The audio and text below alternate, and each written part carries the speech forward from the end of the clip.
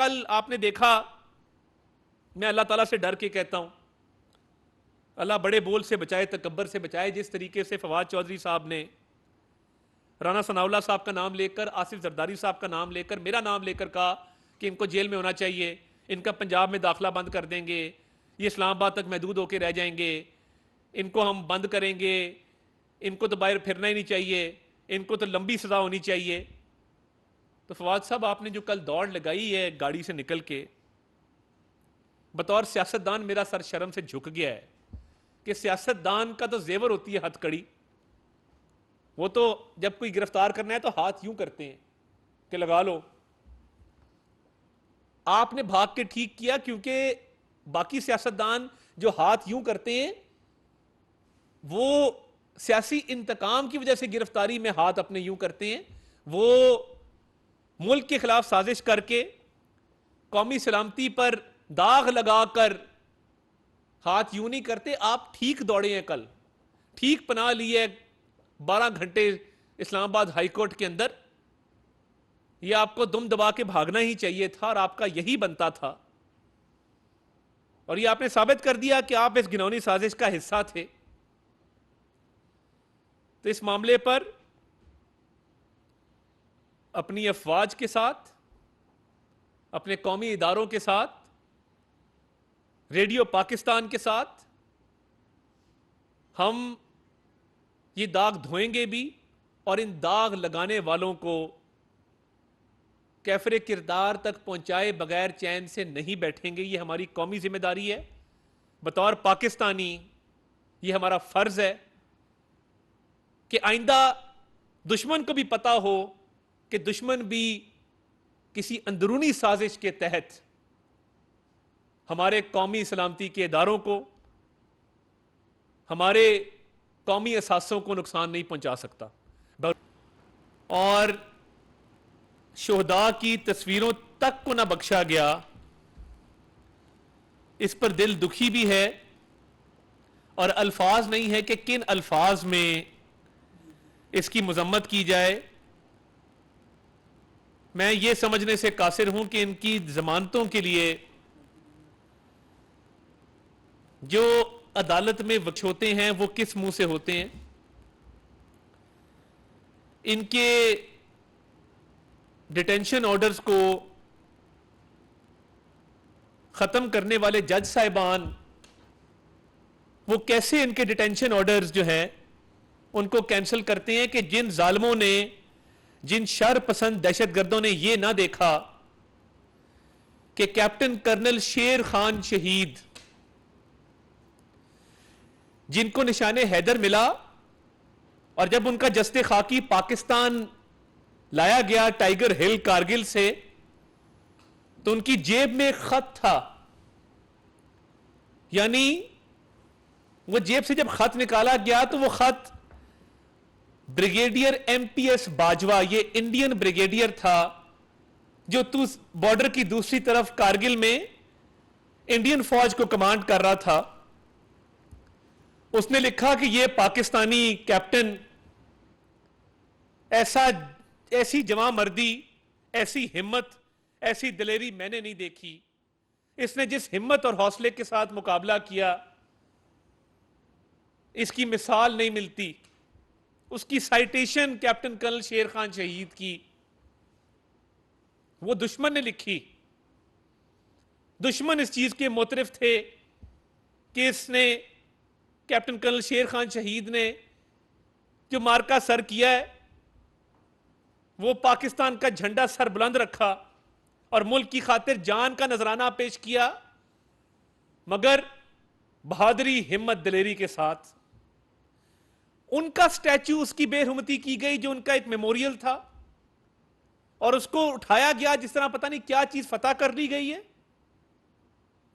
सियासी एक मूव के ऊपर, किस चीज पे कि एक सियासी लीडर ने 190 मिलियन पाउंड के केस में उसकी गिरफ्तारी अमल में आई है, करप्शन केस में, और आप एक ऐसे शहीद जिसकी बहादुरी की गवाही दुश्मन दे रहा है, उसके मेमोरियल को आपने नहीं बख्शा। आगे चलते हैं। मियां वाली में मैं जब भी जाता हूं मैं उस जहाज के पास से जरूर गुजरता हूं जो एमएम आलम का जहाज है, एयर कमोडोर मोहम्मद मसूद आलम, जिनका वर्ल्ड रिकॉर्ड है कि 60 सेकंड से नीचे नीचे 60 सेकंड से नीचे नीचे 1965 की जंग में 6 भारतीय तैयारों को मार गिराया था। पूरी दुनिया दंग रह गई कि यह कौन सा मुल्क है कि जिसके पास ऐसे फाइटर पायलट मौजूद हैं जो इतनी महारत रखते हैं, जो इतनी दिलेरी रखते हैं, बहादुरी रखते हैं, जिनकी महारत का कोई सानी नहीं है कि 60 सेकंड से नीचे के टाइम में 6 तैयारे मार गिराए। ये इंसानी अकल दंग रह गई कि ये कैसे मुमकिन हुआ। उस जहाज को नहीं बख्शा गया।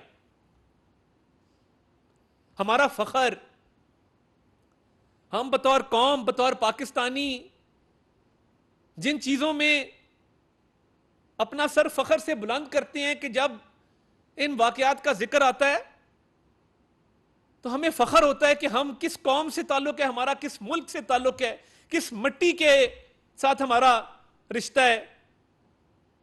उस जहाज को जला दिया गया, परवाह नहीं की गई। पर मैं आज थोड़ा जज्बाती हूं क्योंकि हम पाकिस्तानी हैं और ये चीजें हमारे खून में शामिल हैं। शोहदा की तस्वीरों पे पत्थर चलाए जा रहे हैं। मुल्क की तारीख में कभी ऐसा नहीं हुआ। इनको शर्म ना आई। और इनका हदफ क्या था? हदफ बिल्कुल वाज़ेह था कि 190 मिलियन पाउंड के करप्शन केस पे पर्दा डालने के लिए ये सारे काम किए गए। इसका कोई जवाज है? और इमरान खान साहब की स्टेटमेंट्स मौजूद हैं कि यही रद्द अमल दोबारा आएगा। जाने से पहले वो ये स्टेटमेंट्स देके गए थे कि अगर मुझे हाथ भी लगाया गया किसी करप्शन केस में तो फिर हम वहां पहुंचेंगे जहां आप सोच भी नहीं सकते।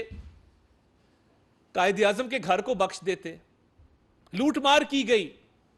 कोई खाने के डोंगे उठा के ला रहा है, किसी ने मोर पकड़ा हुआ है, किसी ने किताबें पकड़ी हुई है, कलम पकड़े हुए हैं।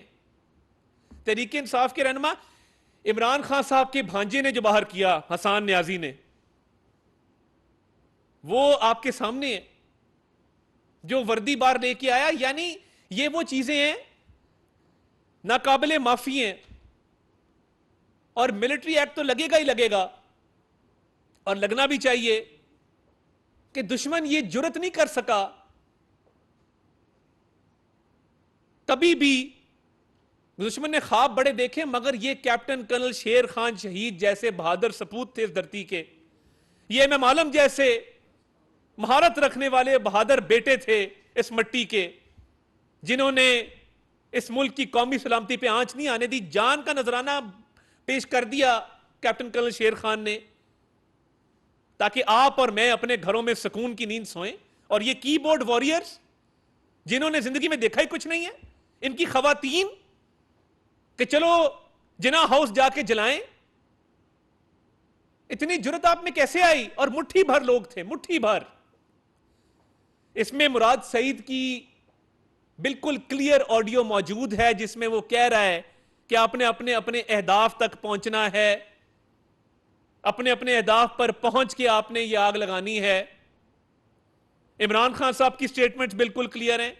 इनके लोग शनाख्त किए जा सकते हैं, देखे जा सकते हैं, इनके रहनुमा देखे जा सकते हैं, उनकी फोनों की गुफ्तगू मौजूद है, मौके पर मौजूद हैं। और इनकी जुर्रत देखें कि कहते हैं कि ये हम नहीं थे। आपके लोगों की शक्लें सामने हैं, आपके लोगों के करतूत सामने हैं कि एक शख्स की करप्शन पे पर्दा डालने के लिए कौमी सलामती पर आंच आने दी और चागी पहाड़ का मॉडल तो ना जलाते। हम बतौर एटमी ताकत पूरी दुनिया में इस बात पे फख्र करते हैं कि पाकिस्तान एक एटॉमिक पावर है। हम एटॉमिक पावर कहते हैं अपने आप को। चागी पहाड़ से आपकी क्या दुश्मनी थी? यह दुश्मनी थी कि आपके लीडर से 190 मिलियन पाउंड का हिसाब मांगा गया एहतसाब अदालत में। आपका लीडर पेश नहीं होता अदालतों में, उसको गिरफ्तार कर